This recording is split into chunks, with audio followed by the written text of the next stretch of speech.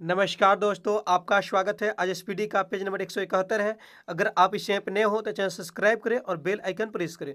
Page 1 से अभी तक का वीडियो इस चैनल पे मौजूद है, जाके देख सकते हैं। फर्स्ट क्वेश्चन,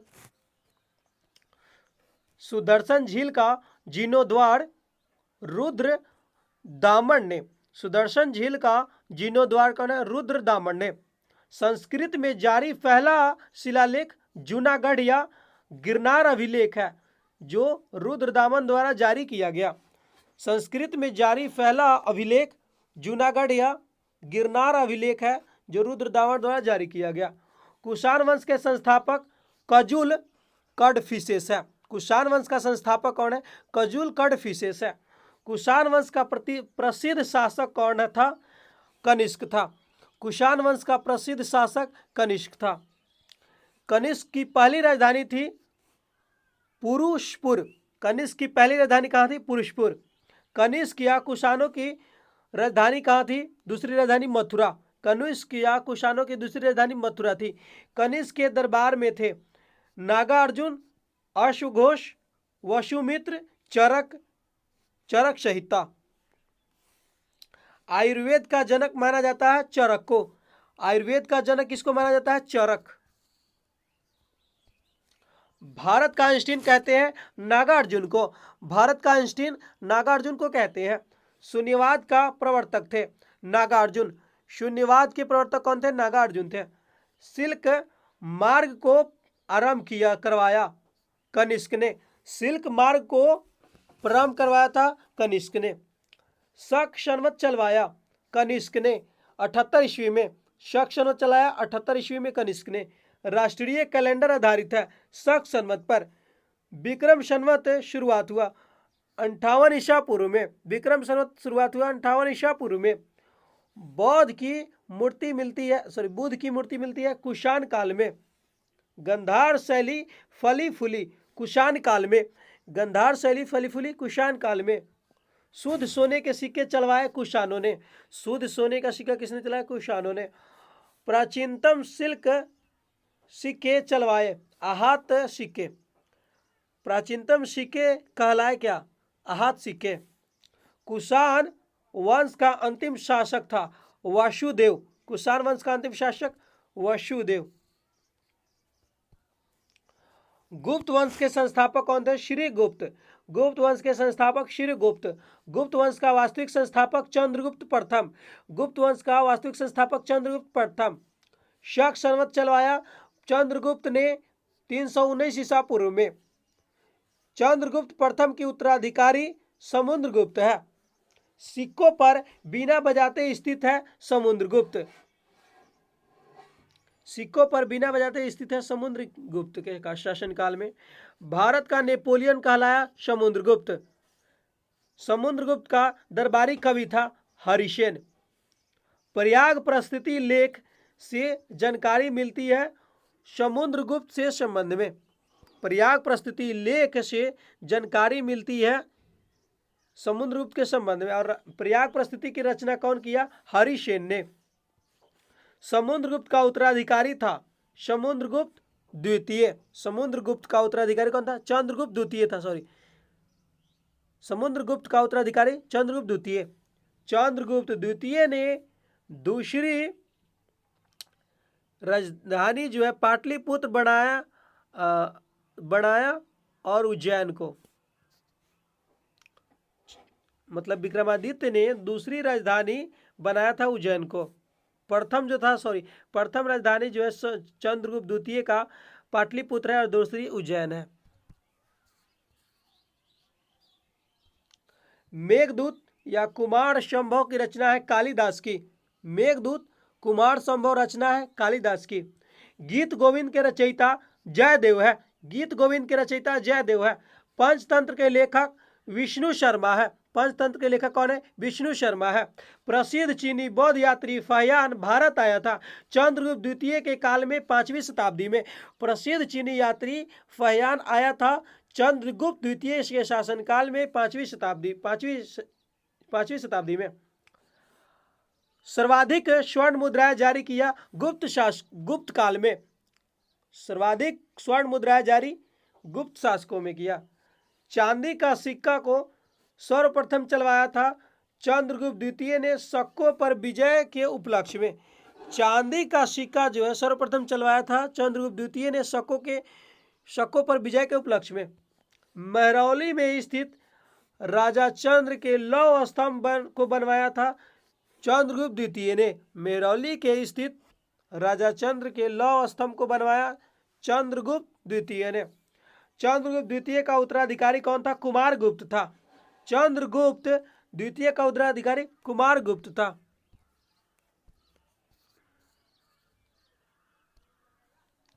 नालंदा विश्वविद्यालय की स्थापना कुमारगुप्त ने करवाया। नालंदा विश्वविद्यालय की स्थापना किसने कराया? कुमारगुप्त ने। नालंदा विश्वविद्यालय का ध्वस्त कराया था बख्तियार खिलजी ने और गोरी का सेनापति था बख्तियार खिलजी। नालंदा विश्वविद्यालय का ध्वस्त किसने किया? बख्तियार खिलजी। और खिलजी का कौन था? बख्तियार खिलजी। गोरी का सेनापति था। हुनों का पराजित किया था स्कंदगुप्त ने। हुनों को पराजित किया स्कंदगुप्त ने। गुप्त का अंतिम शासक विष्णुगुप्त था। गुप्त वंश का अंतिम शासक कौन था? विष्णुगुप्त। गुप्त काल की राजकीय भाषा क्या थी? संस्कृत। गुप्त काल की राजकीय भाषा संस्कृत थी। गुप्त काल में भूमि राजस्व दर उपज क्या था? 1/6 था। गुप्त काल में भूमि राजस्व दर क्या था? उपज का 1/6 भाग था। प्राचीन भारत का स्वर्ण युग है गुप्त काल का। प्राचीन भारत का स्वर्ण युग किसको कहा जाता है? गुप्त काल को। मंदिर बनाने की कला का जन्म गुप्त काल में हुआ। मंदिर बनाने की कला का जन्म किस में हुआ? गुप्त काल में। गुप्तकालीन रजत मुद्राएं मिलती थी, क्या कहलाती थी? रूपक। गुप्तकालीन रजत मुद्राएं कहलाती थी रूपक। नेक्स्ट, गुप्तकालीन स्वर्ण मुद्राएं कहलाती थी दिनार। गुप्तकालीन स्वर्ण मुद्राएं क्या कहलाती थी? दिनार कहलाती थी। पुष्यभूति या वर्धन वंश के संस्थापक पुष्यभूति था और वास्तविक संस्थापक कौन था? प्रभाकर वर्धन। पुष्यभूति या वर्धन वंश के संस्थापक कौन था? पुष्यभूति। वास्तविक संस्थापक पूछा जाए तो प्रभाकर वर्धन। हर्षवर्धन ने अपनी राजधानी थानेश्वर से स्थापित किया कनौज। हर्षवर्धन का अन्य नाम क्या था? शिलादित्य था। हर्षवर्धन ने अपनी राजधानी थानेश्वर से स्थापित किया कनौज में। भूमि देने की सामंती प्रथा का प्रारंभ हर्षवर्धन ने किया। भूमि देने की सामंती प्रथा का प्रारंभ किसने किया? हर्षवर्धन ने। चीनी यात्री ह्वेनसांग भारत आया था हर्षवर्धन के शासनकाल में 606 से 647 ईसा पूर्व में। चीनी यात्री ह्वेनसांग भारत आया था हर्षवर्धन के शासनकाल में 606 से 647 ईसा पूर्व में। सॉरी, यहाँ पे ईस्वी है। चीनी यात्री ह्वेनसांग भारत आया हर्षवर्धन के शासनकाल में 606 से 647 ईस्वी में। ह्वेनसांग द्वारा लिखित पुस्तक सीयू की है। ह्वेनसांग द्वारा लिखित पुस्तक क्या? सीयू की है। यात्रियों में राजकुमार, नीति का पंडित और शाक्य मुनि किसे कहा जाता था? ह्वेनसांग को। यात्रियों में राजकुमार, नीति का पंडित और शाक्य मुनि किसे कहा गया? ह्वेनसांग को। हर्षवर्धन का दरबारी कवि था बाणभट्ट। हर्षवर्धन का दरबारी कवि कौन था? बाणभट्ट। हर्षचरित्र का कादंबरी के रचयिता बाणभट्ट है। हर्षचरित्र एवं कादंबरी के रचयिता कौन है? बाणभट्ट। हर्षवर्धन प्रत्येक 5 वर्ष बाद धार्मिक सम्मेलन आयोजित किया करता था प्रयाग में। हर्षवर्धन प्रत्येक 5 वर्ष बाद धार्मिक सम्मेलन आयोजित किया जाता था प्रयाग में। हर्षवर्धन के काल में भू राजस्व दर जो था 1/6 था। हर्षवर्धन के काल में भू राजस्व दर 1/6 था। पुलकेशिन द्वितीय ने हर्षवर्धन को 634 ईस्वी में पराजित किया था नर्मदा नदी के तट पर। पुलकेशिन द्वितीय ने हर्षवर्धन को 634 ईस्वी में पराजित किया था नर्मदा नदी के तट पर। भारत का अंतिम हिंदू सम्राट कौन था? हर्षवर्धन। भारत का अंतिम हिंदू सम्राट कौन था? हर्षवर्धन। संगम युग का महान शासक था करिकाल। संगम युग का महान शासक कौन था? करिकाल था। प्रथम एवं तृतीय संगम हुआ था मदुरई में। प्रथम एवं तृतीय संगम हुआ था मदुरई में। द्वितीय संगम हुआ कपाटपुरम अल्लवय में। द्वितीय संगम हुआ कपाटपुरम में।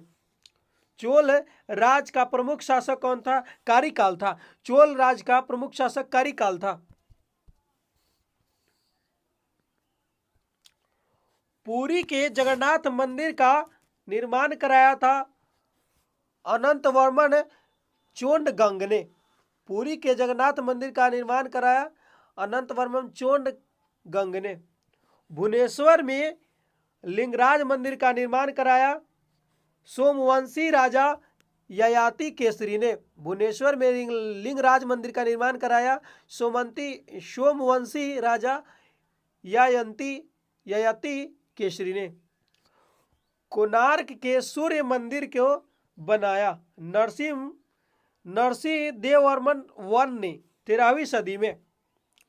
कोणार्क का सूर्य मंदिर या ब्लैक पैगोडा भी बोलते हैं, इसको किसने बनाया? नरसिंह देववर्मन वन ने 13वीं सदी में। पांड्य वंश की राजधानी थी मदुरई। पांड्य वंश की राजधानी क्या थी? मदुरई थी। पल्लव वंश का संस्थापक श्री विष्णु था। पल्लव वंश का संस्थापक कौन था? श्री विष्णु। पल्लव की राजधानी कांची जो तमिलनाडु थी। पल्लव की राजधानी क्या थी? कांची तमिलनाडु थी। महाबलीपुरम के रथ मंदिरों का निर्माण पल्लव शासक नरसिंह वर्मन वन ने कराया। महाबलीपुरम के रथ मंदिरों का निर्माण किसने कराया? पल्लव शासक नरसिंह वर्मन वन ने।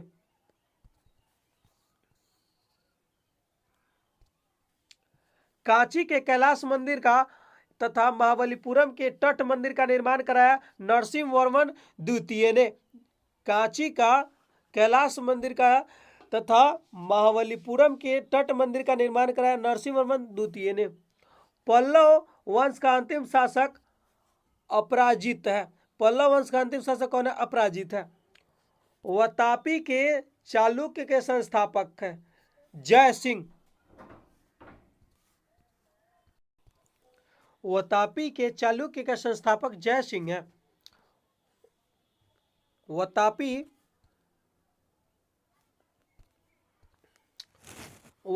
या बादामी के चालुक्य की राजधानी वातापी है। वातापी या बादामी के चालुक्य का महान शासक था पुलकेशिन द्वितीय था। वातापी या बादामी के चालुक्य का महान शासक कौन था? पुलकेशिन द्वितीय था। पुलकेशिन द्वितीय से संबंधित जानकारी मिलती है रवि कीर्ति के ऐहोल अभिलेख में जो कर्नाटक में है। पुलकेशिन द्वितीय से संबंधित जानकारी मिलती है रवि कीर्ति के ऐहोल अभिलेख में जो कर्नाटक में है। पुलकेशिन द्वितीय को हराया नरसिंह वर्मन वन ने। पुलकेशिन द्वितीय को किसने हराया? नरसिंह वर्मन वन ने। वेंगी के चालुक्य के संस्थापक विष्णुवर्धन है। वेंगी के चालुक्य के संस्थापक कौन है? विष्णुवर्धन है। होयसल वंश का संस्थापक है विष्णुवर्धन है। होयसल वंश के संस्थापक कौन है? विष्णुवर्धन।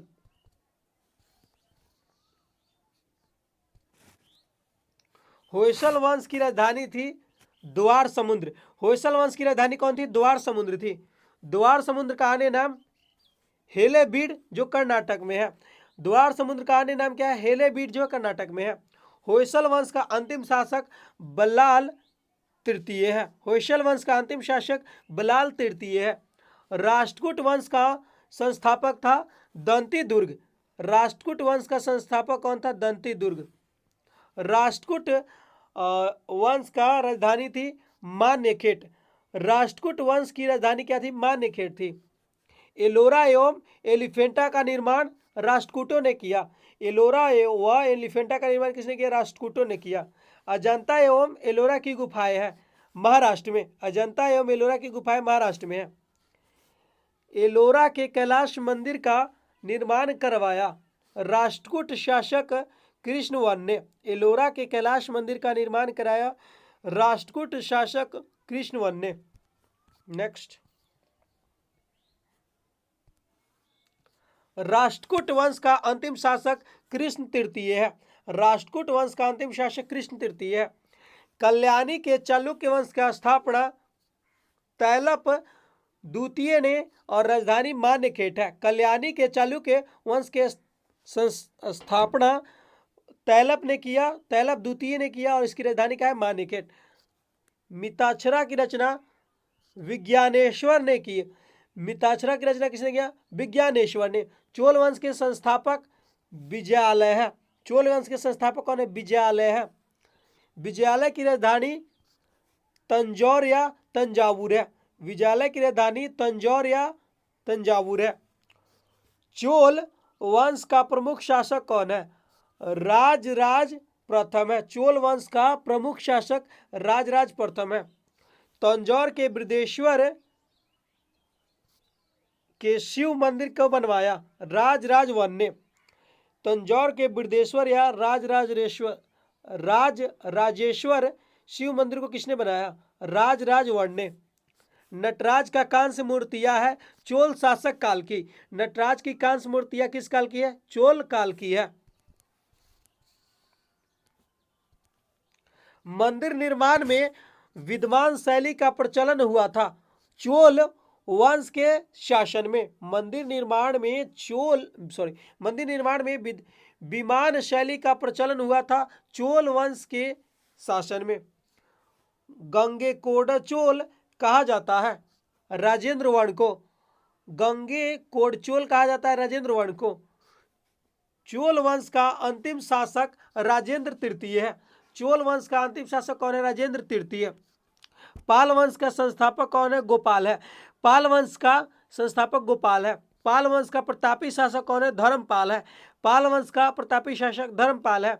विक्रमशिला विश्वविद्यालय की राजधानी धर्मपाल ने किया 770 से 810 ईस्वी में। विक्रमशिला विश्वविद्यालय की स्थापना किसने किया? धर्मपाल ने 770 से 810 ईस्वी में। पाल वंश का अंतिम शासक मदन पाल था। पाल वंश का अंतिम शासक मदन पाल था। हिंदी में अपना अभिलेख उत्कीर्ण करने वाला प्रथम राजवंश कौन था? सेन वंश था। हिंदी में अपना अभिलेख उत्कीर्ण करने वाला प्रथम राजवंश कौन था?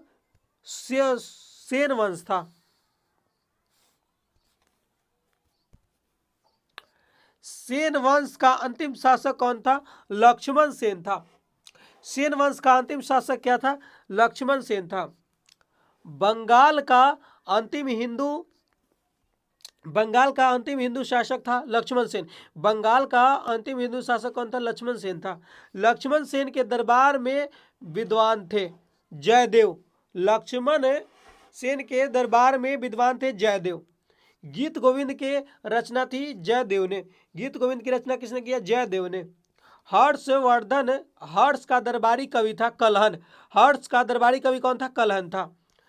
कश्मीर के इतिहास के बारे में जानकारी मिलती है कलहन रचित राजतरंगिणी से। कश्मीर के इतिहास के बारे में जानकारी मिलती है किसमें? कलहन रचित राजतरंगिणी में। गुर्जर प्रतिहार वंश का संस्थापक कौन था? नागभट्ट वन है। गुर्जर प्रतिहार राजवंश का गुर्जर प्रतिहार वंश का संस्थापक कौन है? नागभट्ट वन है।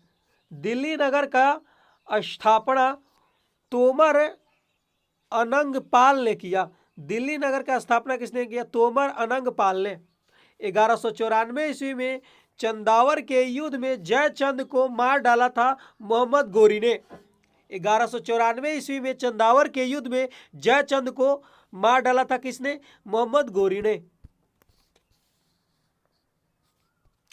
चौहान वंश के संस्थापक कौन है? वसुदेव। चौहान वंश के संस्थापक कौन है? वसुदेव है। चौहान वंश का अंतिम शासक कौन है? पृथ्वीराज तृतीय है। चौहान वंश का अंतिम शासक पृथ्वीराज तृतीय है। पृथ्वीराज चौहान का राजकवि कौन है? चंद्रवरदायी है। पृथ्वीराज चौहान का राजकवि कौन है? चंद्रवरदायी है। पृथ्वीराज रासो की रचना है चंद्रवरदायी का। पृथ्वीराज रासो की रचना है चंद्रवरदायी का। पृथ्वीराज चौहान ने मोहम्मद गोरी को हराया था 1194 ईस्वी में तराइन के प्रथम युद्ध में। पृथ्वीराज चौहान ने मोहम्मद गोरी को हराया था 1191 ईस्वी में तराइन के प्रथम युद्ध में। चंदेल वंश के संस्थापक कौन है? ननुक है। चंदेल वंश का संस्थापक कौन है? ननुक। खजुराहो का मंदिर का निर्माण किसने कराया? चंदेल ने और धंग ने कराया या धंग ने। खजुराहो मंदिर का निर्माण कराया चंदेलो या धंग ने। चंदेल वंश का सबसे प्रतापी शासक यशोवर्मन था। चंदेल वंश का प्रतापी शासक यशोवर्मन था। चंदेल वंश का आखिरी शासक परमल था। चंदेल वंश का आखिरी शासक कौन था? परमल।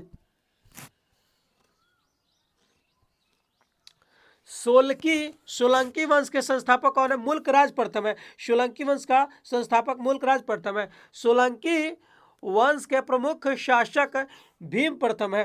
सोलंकी वंश का प्रमुख शासक कौन है? भीम प्रथम है।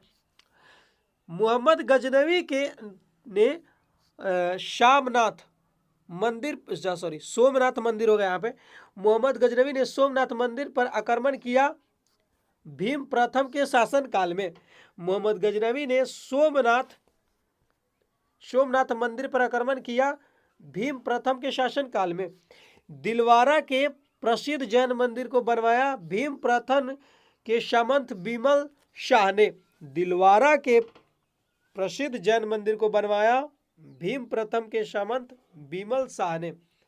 सोलंकी वंश का अंतिम शासक भीम द्वितीय है। सोलंकी वंश का अंतिम शासक भीम द्वितीय है। मेवाड़ की राजधानी चित्तौड़ में विजय स्तंभ बनवाया था राणा कुंभा ने 1448 ईस्वी में। मेवाड़ की राजधानी चित्तौड़ में है और विजय स्तंभ बनवाया था राणा कुंभा ने 1448 ईस्वी में। महाराणा सांगा ने इब्राहिम लोदी को पराजित किया था खरतौली के युद्ध 1518 में। महाराणा सांगा ने इब्राहिम लोदी को कब पराजित किया? खरतौली के युद्ध में 1518 में। 1518 है। महाराणा सांगा ने इब्राहिम लोदी को पराजित किया खरतौली के युद्ध 1518 में।